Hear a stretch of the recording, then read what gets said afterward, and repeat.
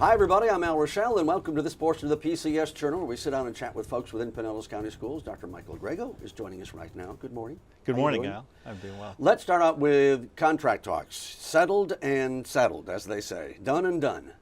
We are.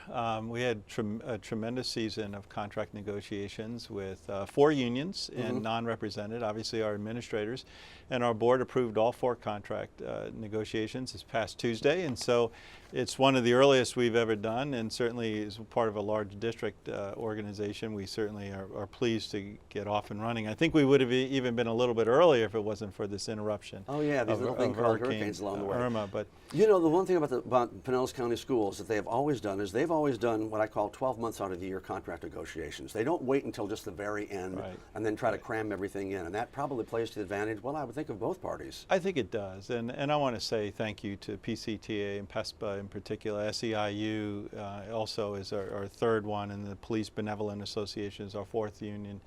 And they were extremely cordial, and we had a wonderful collaboration this year. Our teachers received an average of 2.65, but also I want to say that the school board picked up all of primarily the majority of the increase of health care increase, that old thing of health care that continues to go up, plus another $1.8 million in the retirement funds that the state's charging our school districts. So we absorb that. So their total package for teachers is just under 4%. Now you did something that's really kind of unique because you looked at some of your lower tier employees. By that I mean lower salaries, not importance, because they're all very, very important. And you decided to give them a little bit bigger boost than the rest. Why? We did, and you know what? That's so important. We examined some of our lowest paid. And you're right, they're as important as anyone else, our bus drivers, food service workers, our plant operators. We could not operate this district without them. And so we provided across the board, not an average, but across the board 3.25%, plus the health care increases, plus the retirement increases. They're somewhere in the 4.4, 4.6% increase. And I want that to really sound loud to our community and to our employees to say these folks are truly valued, and we need to continue that on. We actually eliminated the lowest rung of the pay scale of that category, of those categories. Great. So we're pleased with that. And retro checks will be out in another week or 2. Adjustments of salaries will be ready for the holidays, and we're good to go. And I wanted to just say thank you to all of our union leaders and to our negotiation team, Paula Texel, Kevin Smith, who's our Chief Finance Officer, and Lori Dart, who's our staff attorney, who's worked diligently to try to get these settlements finished. Now, budget is always tough, and I know here we are, and we're not even into budget crunch time because that comes after the first of the year. What are you guys anticipating? Because we know that the hurricanes have basically wiped out the surplus the state had, or will. It is, and we're very concerned about it. And now we just came off a discussion about the raises and things, but let me say, as I said the other evening at the board meeting, we did that with an increase from the state, our legislative body, with about a 0.9% or just under 1% increase. So we're making cuts left and right. I was going to say, how did you do that? To do that, we really, really are. We can't continue to do that, and I think, you know, without a doubt, people support bus drivers, people support the teachers, people support all the aspects of our employees, and they recognize that they're not being overpaid by any means. Let me add one other thing that we did in the contract negotiations with First District. Our teacher's starting salary now is $43,000. Oh, okay. I think you'd remember when I first arrived here, we were one of the first districts in the Tampa Bay area to hit the 40,000. Yeah, if you remember that, and now we're at 43. And our goal is to continue that trend. I believe our teachers, to recruit and to retain some of the brightest minds and greatest skill in the teaching profession, we need to show them that they're valued and that we're willing to pay as a community. So I thank the community for the referendum, and we're going to continue to work to attract some of the most talented teachers. Absolutely. Now, when you finish here, you're going to be going to a groundbreaking for this. Can you see that? That is Pinellas Technical College. This is the one that's located up in Clearwater, is that right? Clearwater campus, Pinellas Technical College. Yeah, look at that. Wow, that's cool. How much is that going to cost? We're investing about $17 million in it, and this is a tremendous partnership with our business community, our Pinellas Education Foundation, also is working hand in hand with us. We've been working on this plan for about a year and a half now. We're not only giving it a facelift, but we are going to modernize some of the programs, some of the health occupation programs, computer programming. That's right, because there's a need for all those areas. Really, there's a tremendous need for those occupational areas. So we didn't only change the name, Al. Yeah. You know, we call it, it was a technical center. We refer to it now as a technical college.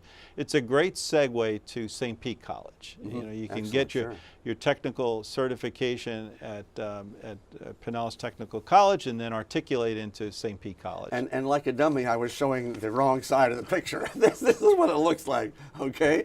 I was showing the elected officials and honored guests and the program for the program. There's what it looks like, okay? That's worth the money. That aside, forget that. So let's talk about some other things.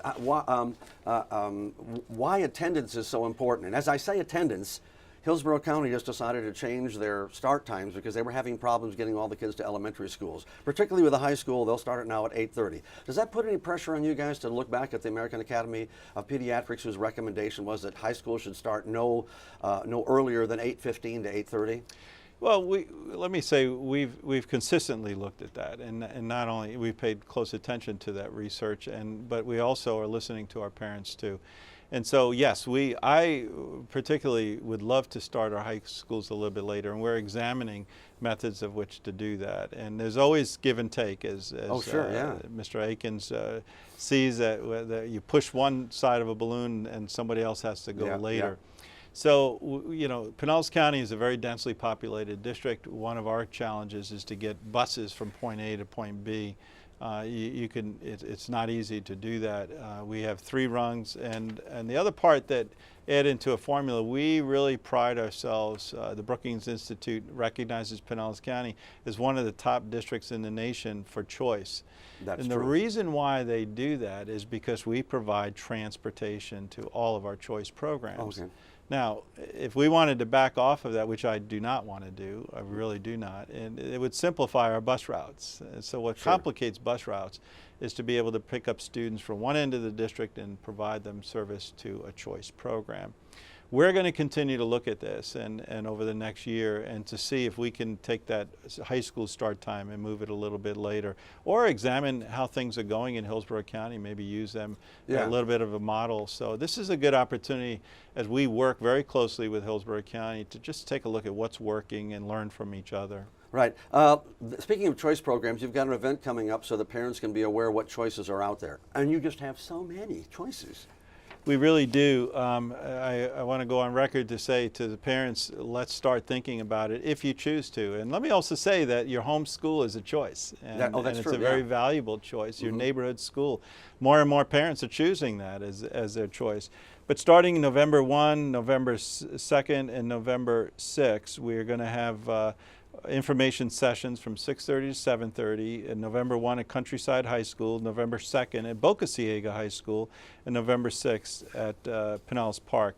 There's so much information related to the choice. My encouragement is to go on our website, and we have a complete choice page with all the information, times, orientation programs, and that's pcsb.org/choice. Just go to the website, and where it says search, put the word choice. And it'll probably end up getting there. Let's talk about this. This is where it kind of was the segue, because attendance was the problem they were having in Hillsborough County. You have what's called an attendance awareness campaign, working with the Juvenile Welfare Board. Is that a problem that some kids just don't attend school? Well, it's a problem we're going to stay ahead of, and you know, attendance is always an issue. We have a goal in our strategic plan as our average daily attendance has to be 95% or higher. And last year we reached that, and that was a great accomplishment, but we're not stopping there.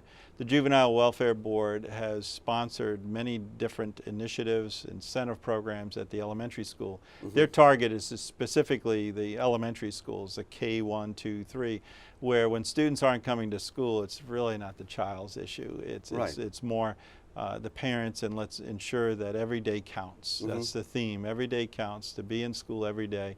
When you're in school, you can learn. When you're not in school, no learning's taking place. Schools are very healthy, and in fact, 10 schools received the National Healthy Schools Award. Okay, tell me what that award is, and then let's talk about some of the schools that won that award.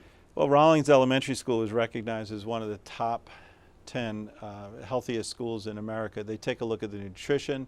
They take a look at their health program, their PE program. We talked a lot about recess, right? Yeah, But what few people know is the tremendous amount of activities that we have in our schools. It's all about building healthy lifestyles. So there are no for double stuffed students. Oreos there? No. Well, I don't know. For students, know there how always they are. will be. They may be made of kale. You never know. They could be.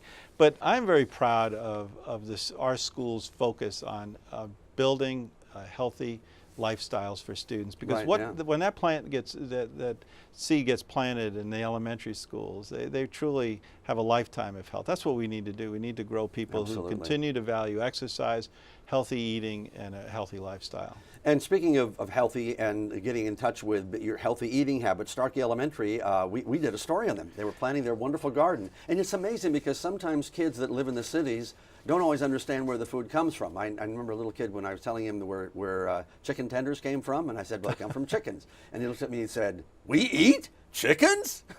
So you got to teach kids where the food comes from. This is a great partnership, and first of all, thank you, Al, for covering this story. It's a great story.